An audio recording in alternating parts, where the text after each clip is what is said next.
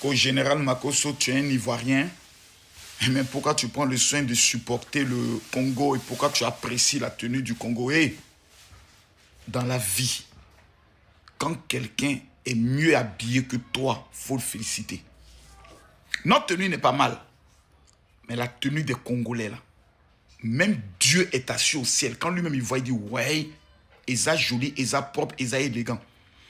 Celui qui a été le couturier, le styliste de l'équipe nationale du Congo, là, le président de la République, le Spartacus de la stabilité, le président Félix, son excellence, doit le décorer. Non, papa, vous devez décorer ce gars-là, il est fort. Non, il est fort. Ça, il ne faut même pas qu'on rentre dans les blablabla, il ne faut même pas qu'on rentre dans les oh, les kessa. Le gars, il est fort. Il n'y a rien dans jalousie. Il n'y a rien d'ingrat. À l'heure si on parle là, c'est le Congo RDC. Ça, il ne faut même pas quelqu'un va venir discuter. La tenue est top, les joueurs sont top. Et je pense que le Congo va faire fort pendant la Coupe du Monde. Parce que le Congo a un défi vis-à-vis du monde entier. Le Congo est le seul pays africain dont le monde entier veut forcément boycotter, veut forcément humilier, veut forcément voler, veut forcément tromper.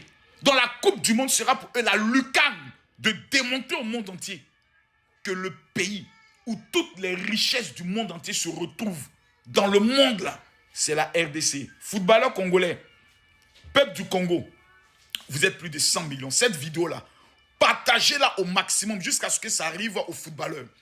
Abonnez-vous parce qu'ici, il y a dévoilé beaucoup de choses. Mais il faut qu'on soit clair.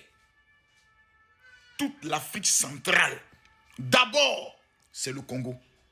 Que ce soit le Cameroun, le Congo, le Gabon, Guinée équatoriale, que ce soit qui encore, l'Angola et autres. Je ne sais pas si l'Angola est qualifié, mais bref. Voici les pays qui doivent se mobiliser autour de la RDC. Que ce soit le Burundi, la Tanzanie, pour une fois,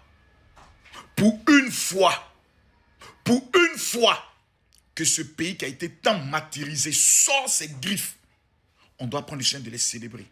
Vous ne connaissez pas combien de fois les Congolais ont pleuré. Aujourd'hui, là, ayons le courage de leur donner un peu d'amour. C'est ce que moi j'ai décidé. Et celui qui n'est pas d'accord, sincèrement, c'est la preuve que tu es un agent du diable. Que Dieu bénisse les footballeurs congolais. Je le répète et je le dis, de toutes les équipes qualifiées à la Coupe du Monde, ceux qui sont les plus superbement habillés, ce sont les Congolais. Et ça, ce n'est pas un débat. Et ça, dans le sang. Merci.